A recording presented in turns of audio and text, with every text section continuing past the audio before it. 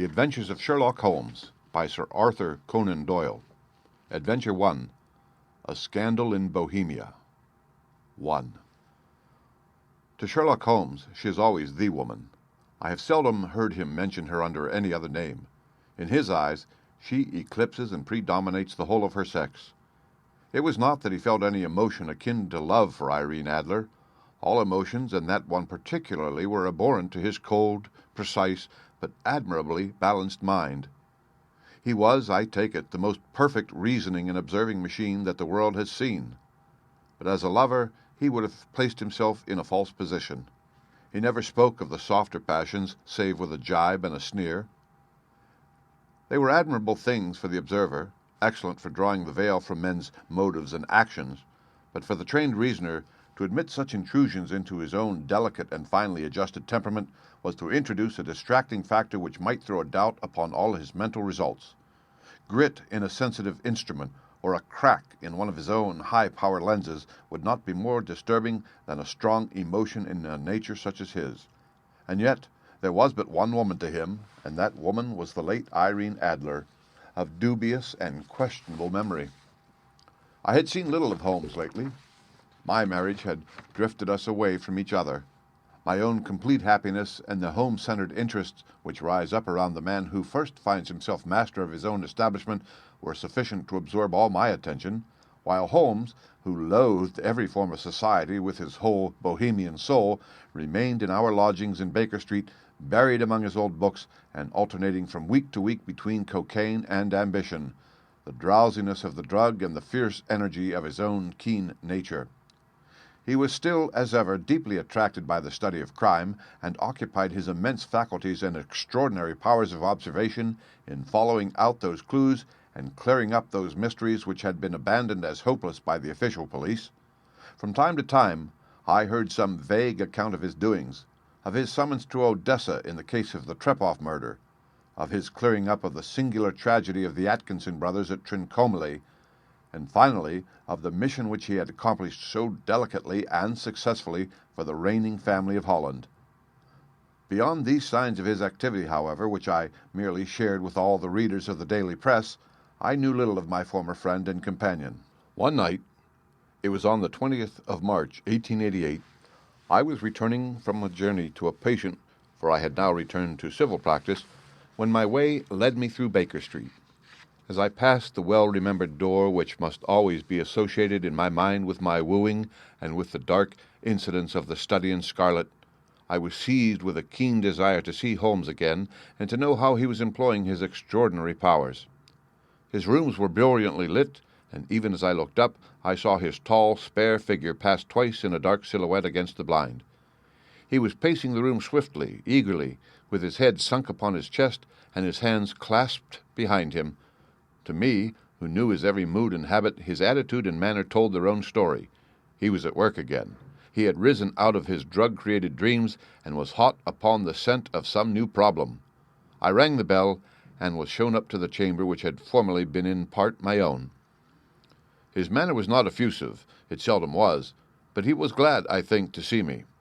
With hardly a word spoken, but with a kindly eye, he waved me to an armchair, threw across his case of cigars, and indicated a spirit case and a gasogene in the corner. Then he stood before the fire and looked me over in a singular introspective fashion. "Wedlock suits you," he remarked. "I think, Watson, that you have put on 7.5 pounds since I saw you." "7," I answered. "Indeed. I should have thought a little more. Just a trifle more, I fancy, Watson, and in practice again, I observe. You did not tell me that you intended to go into harness." "Then how did you know?" "I see it. I deduce it. How do I know that you have been getting yourself very wet lately, and that you have a most clumsy and careless servant girl?" "My dear Holmes," said I, "this is too much. You would certainly have been burned had you lived a few centuries ago. It is true that I had a country walk on Thursday and came home in a dreadful mess. But as I have changed my clothes, I can't imagine how you deduce it. As to Mary Jane, she is incorrigible, and my wife has given her notice, but there again, I fail to see how you work it out." He chuckled to himself and rubbed his long, nervous hands together. "It is simplicity itself," said he. "My eyes tell me that on the inside of your left shoe, just where the firelight strikes it, the leather is scored by 6 almost parallel cuts. Obviously, they have been caused by someone who has very carelessly scraped around the edges of the sole in order to remove crusted mud from it. Hence, you see, my double deduction that you have been out in vile weather, and that you had a particularly malignant boot-slitting specimen of the London slavey. As to your practice, if a gentleman walks into my room smelling of iodoform, with a black mark of nitrate of silver upon his right forefinger, and a bulge on the right side of his top hat to show where he has secreted his stethoscope, I must be dull indeed if I do not pronounce him to be an active member of the medical profession. I could not help laughing at the ease with which he explained his process of deduction. When I hear you give your reasons, I remarked, the thing always appears to me to be so ridiculously simple that I could easily do it myself, though at each successive instance of your reasoning I am baffled until you explain your process, and yet I believe that my eyes are as good as yours. Quite so, he answered, lighting a cigarette and throwing himself down into an armchair. You see, but you do not observe. The distinction is clear. For example, you have frequently seen the steps which lead up from the hall to this room. Frequently. How often? Well, some hundreds of times. Then how many are there? How many? I don't know. Quite so. You have not observed, and yet you have seen. That is just my point. Now, I know that there are 17 steps because I have both seen and observed. By the way, since you are interested in these little problems, and since you are good enough to chronicle one or two of my trifling experiences, you may be interested in this. He threw over a sheet of thick, pink-tinted notepaper which had been lying open upon the table. It came by the late post, said he. Read it aloud. The note was undated and without either signature or address.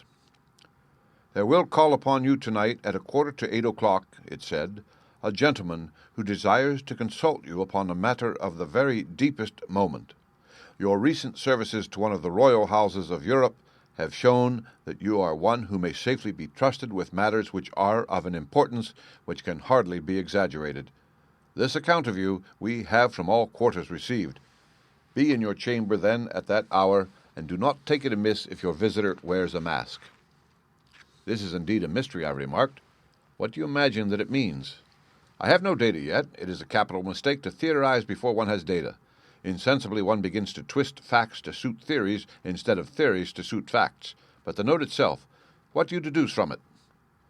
I carefully examined the writing and the paper upon which it was written. The man who wrote it was presumably well-to-do, I remarked, endeavoring to imitate my companion's processes. Such paper could not be bought under half a crown a packet. It is particularly strong and stiff. Peculiar, that is the very word, said Holmes. It is not an English paper at all. Hold it up to the light. I did so, and saw a large E with a small G, a capital P, and a large capital G with a small T woven into the texture of the paper. What do you make of that? Asked Holmes. The name of the maker, no doubt, or his monogram, rather. Not at all. The G with the small T stands for Gesellschaft, which is the German for company. It is a customary contraction like our CO period. Capital P, of course, stands for papier. Now, for the EG. Let us glance at our Continental Gazetteer. He took down a heavy brown volume from his shelves. Eglo, Eglinitz. Here we are, Egria. It is in a German-speaking country, in Bohemia, not far from Carlsbad. Remarkable as being the scene of the death of Wallenstein, and for its numerous glass factories and paper mills. Ha, ha, ha, my boy, what do you make of that? His eyes sparkled, and he sent up a great blue triumphant cloud from his cigarette. The paper was made in Bohemia, I said. Precisely, and the man who wrote the note is a German. Do you note the peculiar construction of the sentence? This account of you we have from all quarters received. A Frenchman or Russian could not have written that. It is the German who is so uncourteous to his verbs. It only remains, therefore, to discover what is wanted by this German who writes upon Bohemian paper and prefers wearing a mask to showing his face. And here he comes, if I am not mistaken, to resolve all our doubts. As he spoke, there was the sharp sound of horses' hoofs and grating wheels against the curb, followed by a sharp pull at the bell. Holmes whistled. A pair by the sound, said he. Yes, he continued, glancing out of the window. A nice little brougham and a pair of beauties. 150 guineas apiece. There's money in this case, Watson, if there is nothing else. "I think that I had better go, Holmes." "Not a bit, Doctor. Stay where you are. I am lost without my Boswell, and this promises to be interesting. It would be a pity to miss it." "But your client—" "Never mind him. I may want your help, and so may he. Here he comes. Sit down in that armchair, Doctor, and give us your best attention." A slow and heavy step, which had been heard upon the stairs and in the passage, paused immediately outside the door. Then there was a loud and authoritative tap. "Come in," said Holmes.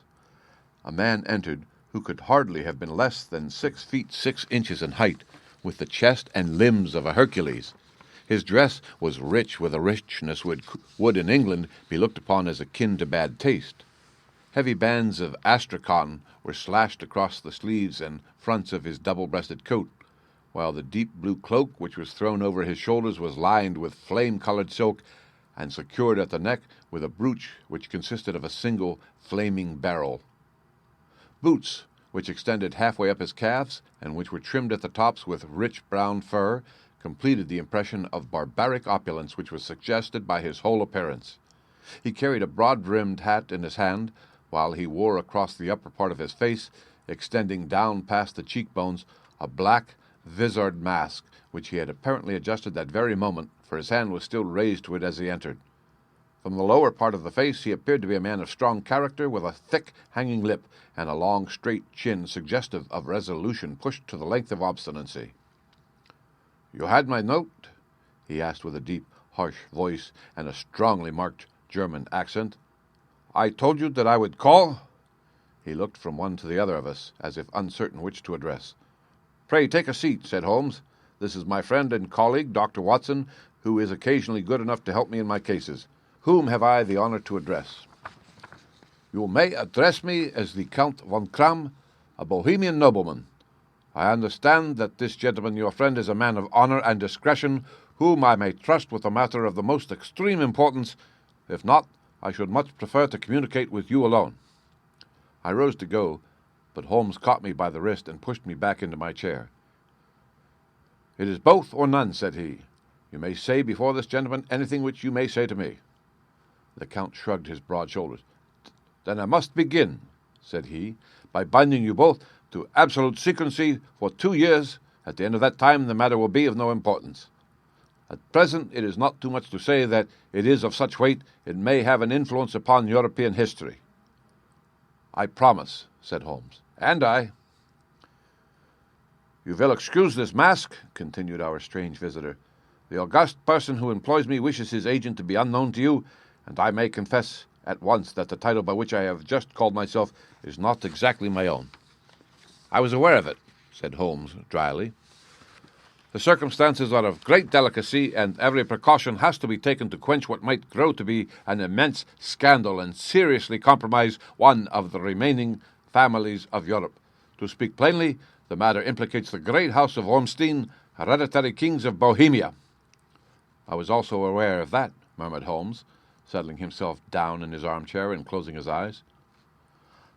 Our visitor glanced with some apparent surprise at the languid, lounging figure of the man who had been no doubt depicted to him as the most incisive reasoner and most energetic agent in Europe. Holmes slowly reopened his eyes and looked impatiently at his gigantic client. "If your Majesty would condescend to state your case," he remarked, "I should be better able to advise you." The man sprang from his chair and paced up and down the room in uncontrollable agitation. Then, with a gesture of desperation, he tore the mask from his face and hurled it upon the ground. "You are right," he cried. "I am the king. Why should I attempt to conceal it?" "Why, indeed," murmured Holmes. "Your Majesty had not spoken before I was aware that I was addressing Wilhelm Gottfried Sigismund von Ormstein, Grand Duke of Cassel-Felstein and hereditary King of Bohemia." "But you can understand," said our strange visitor, sitting down once more and passing his hand over his high white forehead, "you can understand that I am not accustomed to doing such business in my own person. Yet the matter was so delicate that I could not confide it to an agent without putting myself in his power. I have come here incognito from Prague for the purpose of consulting you." "Then pray consult," said Holmes, shutting his eyes once more. "The facts are briefly these. Some 5 years ago, during a lengthy visit to Warsaw, I made the acquaintance of the well-known adventuress Irene Adler. The name is no doubt familiar to you." Kindly look her up in my index, Doctor, murmured Holmes, without opening his eyes. For many years he had adopted a system of docketing all paragraphs concerning men and things, so that it was difficult to name a subject or a person on which he could not at once furnish information.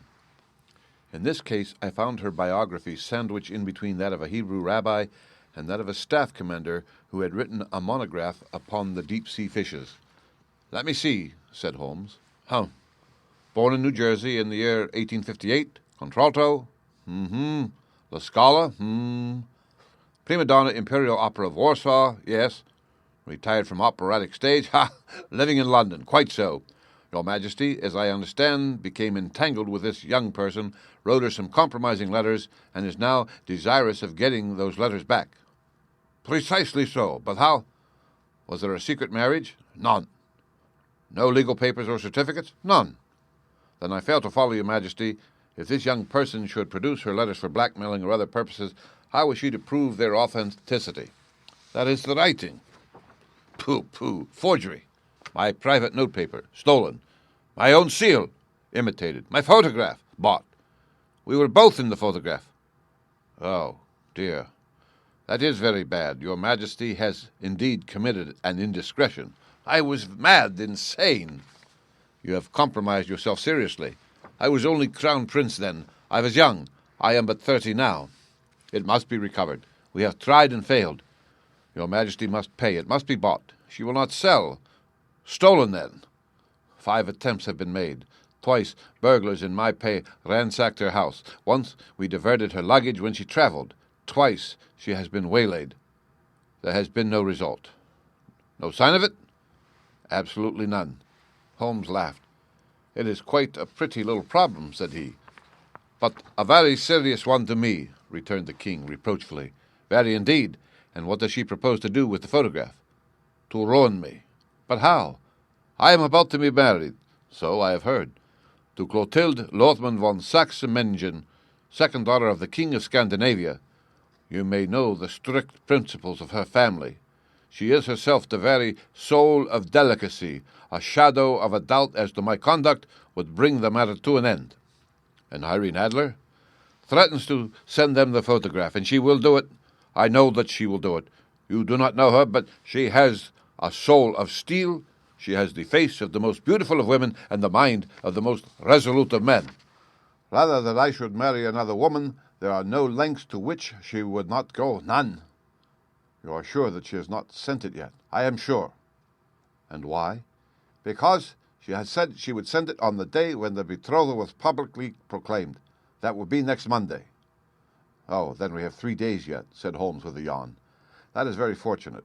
As I have 1 or 2 matters of importance to look into just at present, Your Majesty will, of course, stay in London for the present? Certainly. You will find me at the Langham under the name of the Count von Kram. Then I shall drop you a line to let you know how we progress. Pray do so. I shall be all anxiety. Then, as to money, you have carte blanche. Absolutely. I tell you that I would give one of the provinces of my kingdom to have that photograph. And for present expenses, the king took a heavy chamois leather bag from under his coat and laid it on the table. There are 300 pounds in gold and 700 in notes, he said. Holmes scribbled a receipt upon a sheet of his notebook paper and handed it to him. And mademoiselle's address? He asked. In Drury Lodge, Serpentine Avenue, St. John Wood. Holmes took a note of it. One other question, said he. Was the photograph a cabinet? It was. Then good night, Your Majesty, and I trust that we shall soon have some good news for you. And good night, Watson, he added, as the wheels of the royal brougham rolled down the street. If you will be good enough to call tomorrow afternoon at 3 o'clock, I should like to chat this little matter over with you. 2.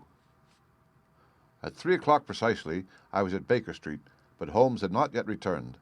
The landlady informed me that he had left the house shortly after 8 o'clock in the morning, and so I sat down beside the fire, however, with the intention of waiting him, however long he might be.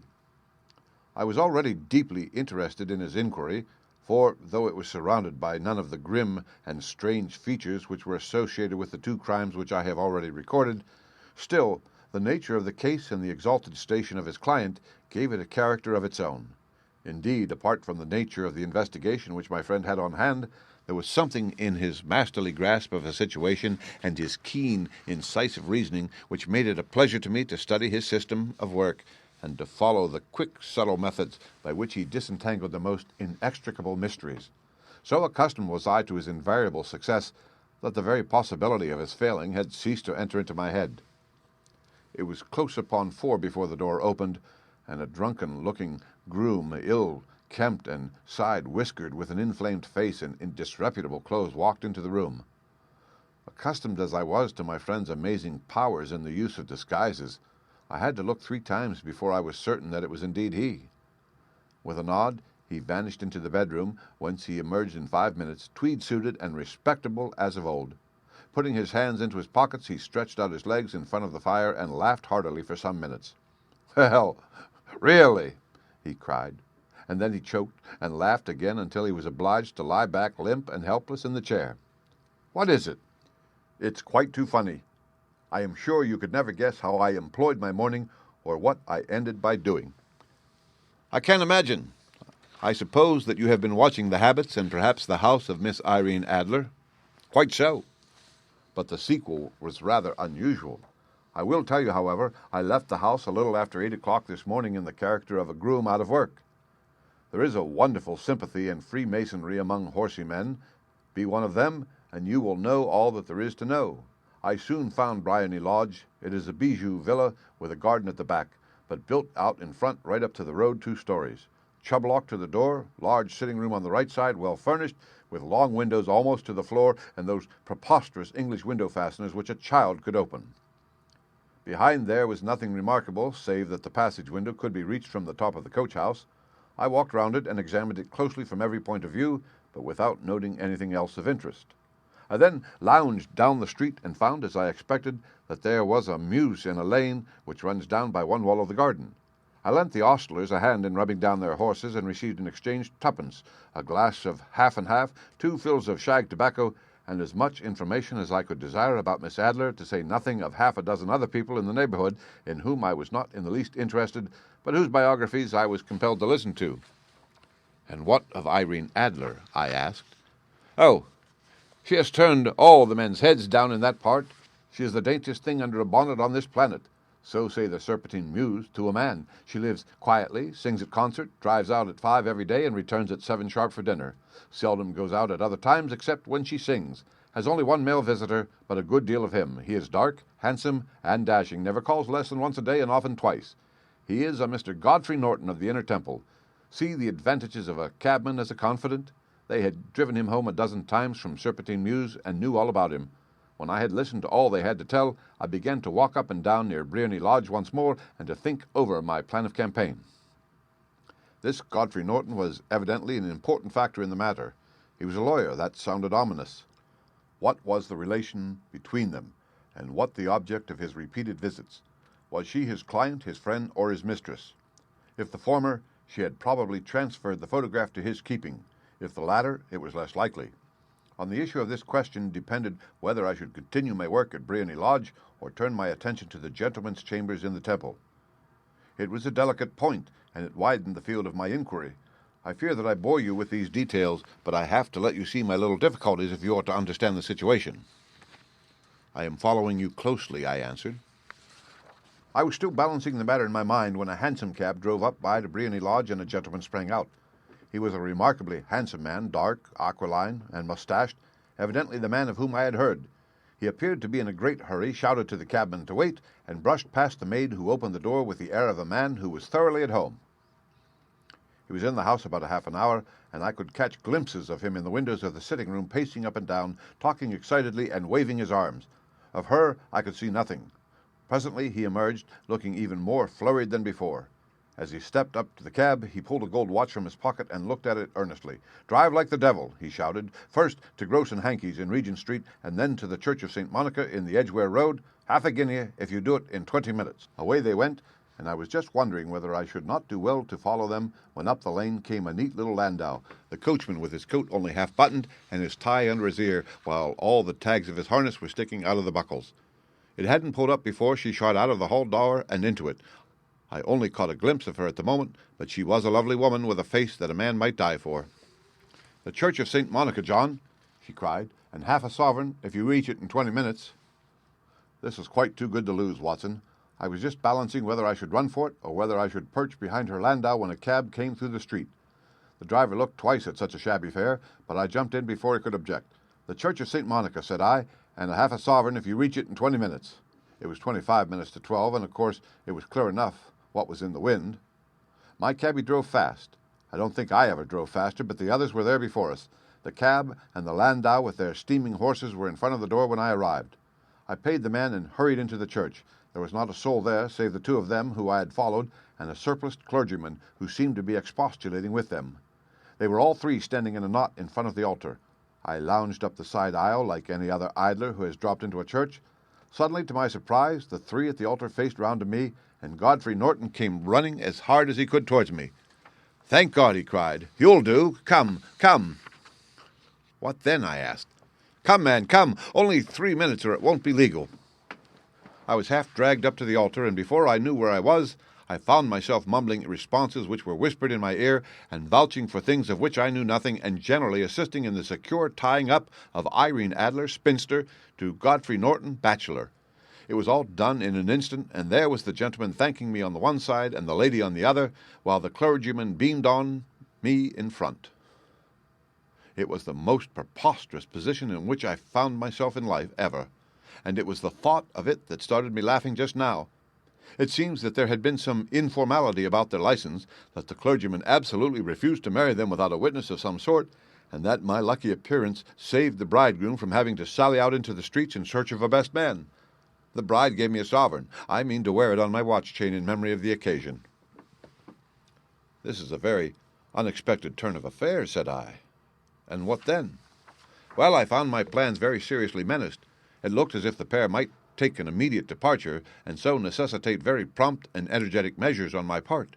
At the church door, however, they separated, he driving back to the temple, and she to her own house. 'I shall drive out in the park at 5 as usual,' she said as she left him. I heard no more. They drove away in different directions, and I went off to make my own arrangements." "Which are?" "Some cold beef and a glass of beer," he answered, ringing the bell. "I have been too busy to think of food, and I am likely to be busier still this evening. By the way, Doctor, I shall want your cooperation."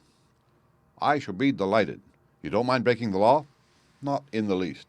"Nor running a chance of arrest?" "Not in a good cause." "Oh, the cause is excellent. Then I am your man. I was sure that I might rely on you. But what is it you wish?"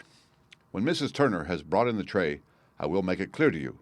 Now," he said, as he turned hungrily on the simple fare that our landlady had provided, "I must discuss it while I eat, for I have not much time. It is nearly 5 now. In 2 hours we must be on the scene of action. Miss Irene, or Madame, rather, returns from her drive at 7. We must be at Briony Lodge to meet her." "And what then?" "You must leave that to me. I have already arranged what is to occur. There is only one point on which I must insist. You must not interfere, come what may. You understand?" "I am to be neutral?" "To do nothing whatever. There will probably be some small unpleasantness. Do not join in it. It will end in my being conveyed into the house. 4 or 5 minutes afterwards, the sitting-room will open. You are to station yourself close to that open window." "Yes." "You are to watch me, for I will be visible to you." "Yes." "And when I raise my hand, so, you will throw into the room what I give you to throw, and will at the same time raise the cry of fire. You quite follow me?" "Entirely." "It is nothing very formidable," he said, taking a long cigar-shaped roll from his pocket. "It is an ordinary plumber's smoke rocket, fitted with a cap at either end to make it self-lighting. Your task is confined to that. When you raise your cry of fire, it will be taken up by quite a number of people.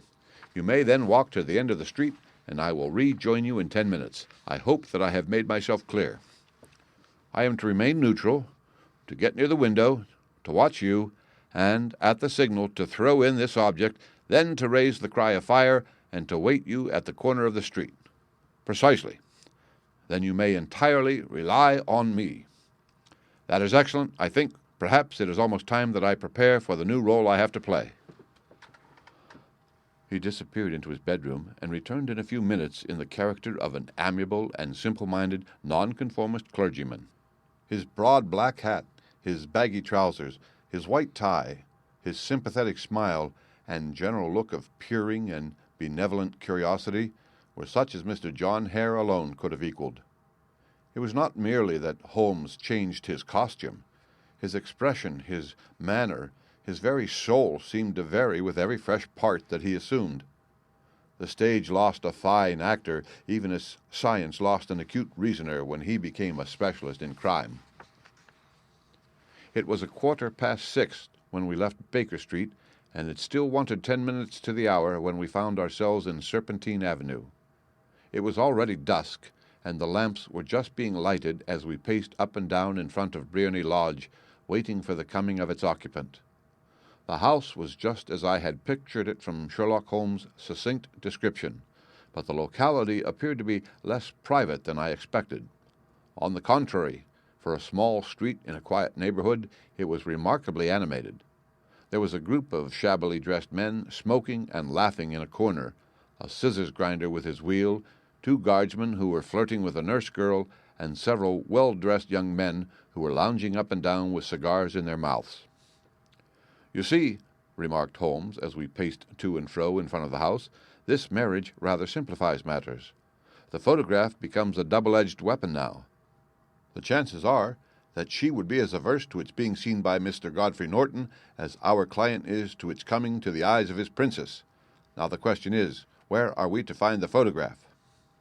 "Where, indeed? It is most likely that she carries it about with her. It is cabinet size, too large for easy concealment about a woman's dress. She knows that the king is capable of having her waylaid and searched. 2 attempts of the sort have already been made. We may take it then that she does not carry it about with her." "Where, then?" "Her banker or her lawyer. There is that double possibility, but I am inclined to think neither. Women are naturally secretive, and they like to do their own secreting. Why should she hand it over to anyone else? She could trust her own guardianship, but she could not tell what indirect or political influence might be brought to bear upon a businessman. Besides, remember that she had resolved to use it within a few days. It must be where she can lay her hands upon it. It must be in her own house." "But it has twice been burgled." "Pshaw! They do not know how to look." "But how will you look?" "I will not look." "What then?" "I will get her to show me." "But she will refuse." "She will not be able to. But I hear the rumble of wheels. It is her carriage. Now carry out my orders to the letter."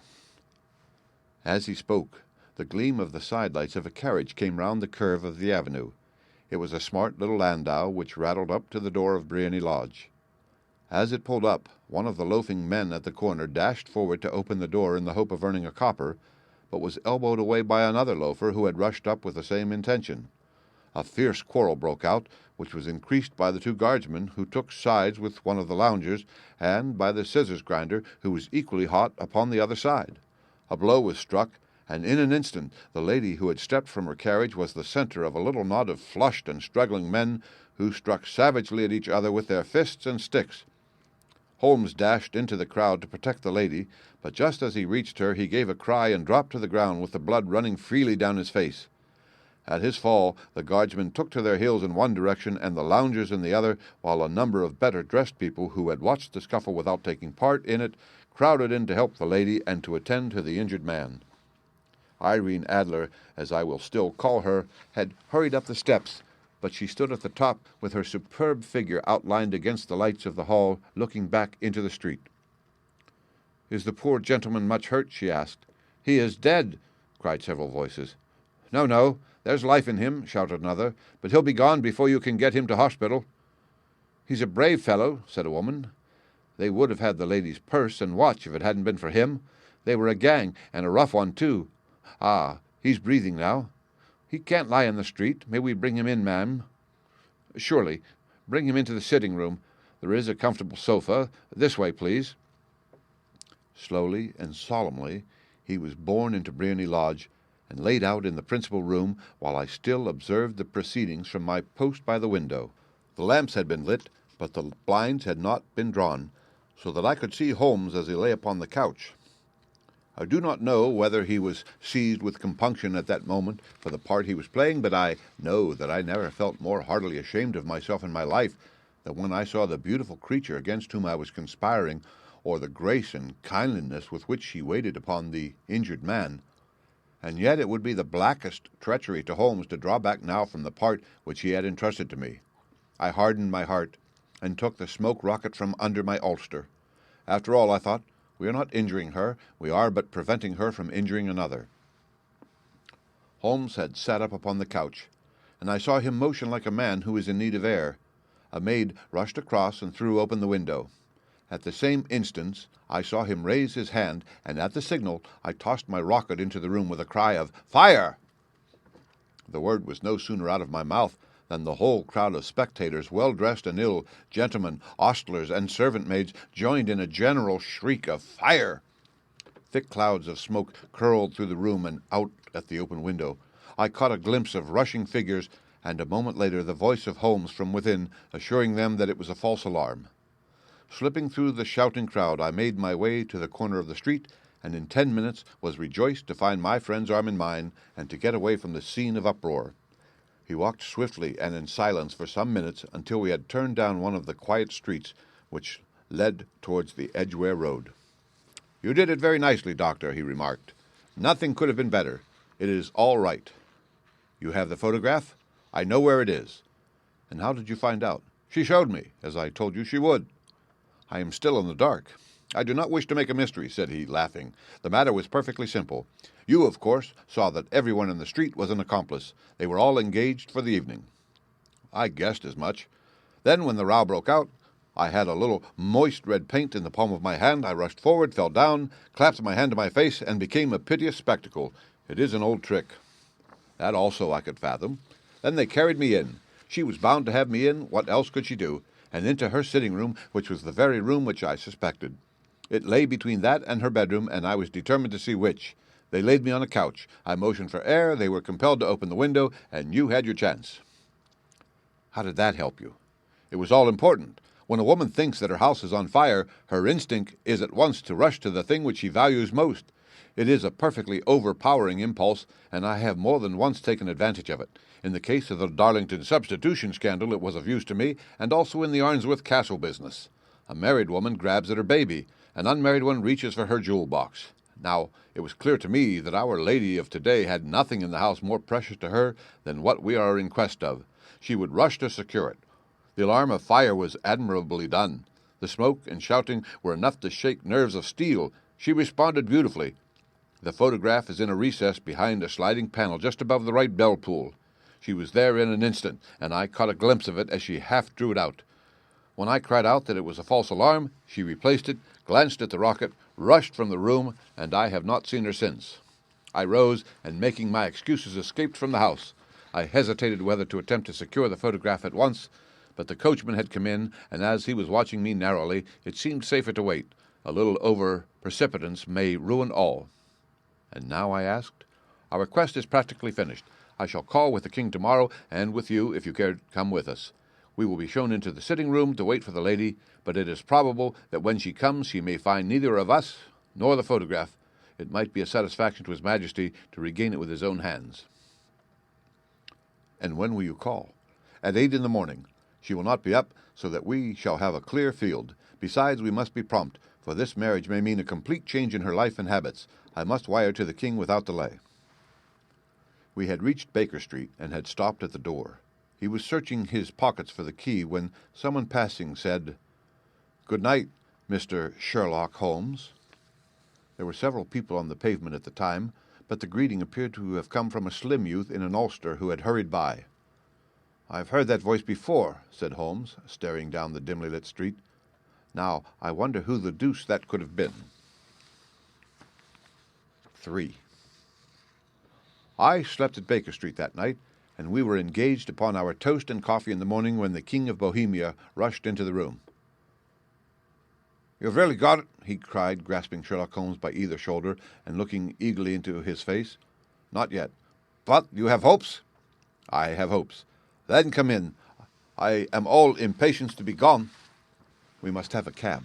"No, my brougham is waiting." "Then that will simplify matters." We descended and started off once more for Briony Lodge. "Irene Adler is married," remarked Holmes. "Married? When?" "Yesterday." "But to whom?" "To an English lawyer named Norton." "But she could not love him." "I am in hopes that she does." "And why in hopes?" "Because it would spare your Majesty all fear of future annoyance. If the lady loves her husband, she does not love your Majesty, If she does not love your Majesty, there is no reason why she should interfere with your Majesty's plan. It is true, and yet, well, I wish she had been my own station. What a queen she would have made!" He relapsed into a moody silence, which was not broken until we drew up in Serpentine Avenue. The door of Briony Lodge was open, and an elderly woman stood upon the steps. She watched us with a sardonic eye as we stepped from the brougham. "Mr. Sherlock Holmes, I believe," said she. "I am Mr. Holmes," answered my companion, looking at her with a questioning and rather startled gaze. "Indeed. My mistress told me that you were likely to call. She left this morning with her husband by the 5:15 train from Charing Cross for the Continent." "What?" Sherlock Holmes staggered back, white with chagrin and surprise. "Do you mean that she has left England?" "Never to return. And the papers?" asked the king hoarsely. "All is lost." "We shall see." He pushed past the servant and rushed into the drawing-room, followed by the king and myself.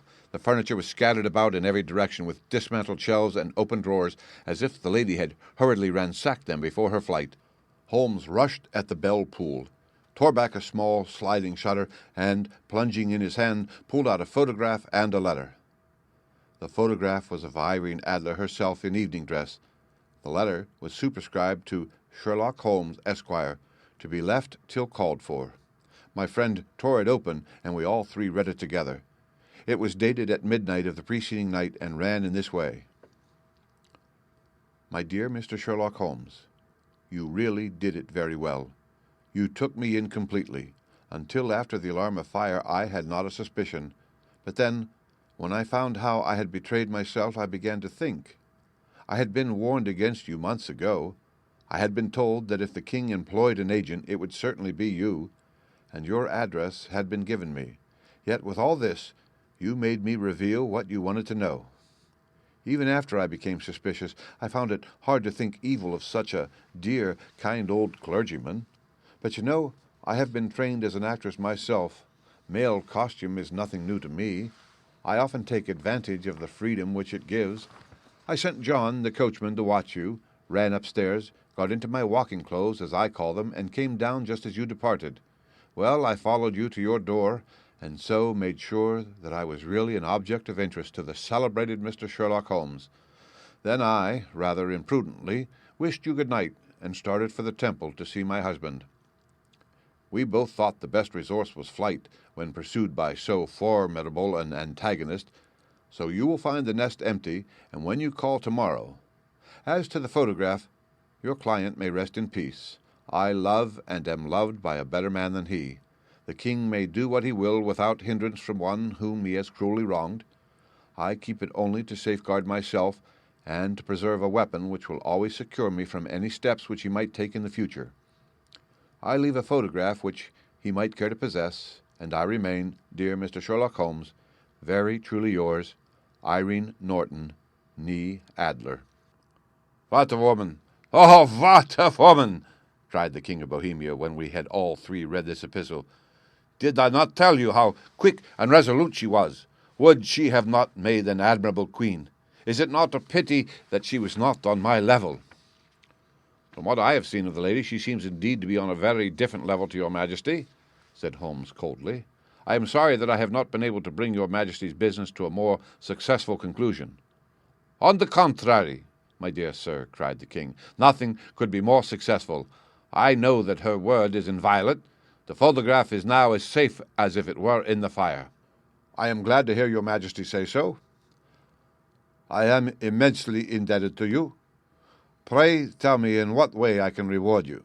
This ring—" He slipped an emerald snake ring from his finger and held it out upon the palm of his hand. "Your Majesty has something which I should value even more highly," said Holmes. "You have but to name it." "This photograph." The king stared at him in amazement. "Irene's photograph?" he cried. "Certainly, if you wish it." "I thank your Majesty. Then there is no more to be done in the matter. I have the honor to wish you a very good morning." He bowed, and turning away without observing the hand which the king had stretched out to him, he set off in my company for his chambers. And that was how a great scandal threatened to affect the kingdom of Bohemia, and how the best plans of Mr. Sherlock Holmes were beaten by a woman's wit. He used to make merry over the cleverness of women, but I have not heard him do it of late, and when he speaks of Irene Adler, or when he refers to her photograph, it is always under the honorable title of The Woman. The End.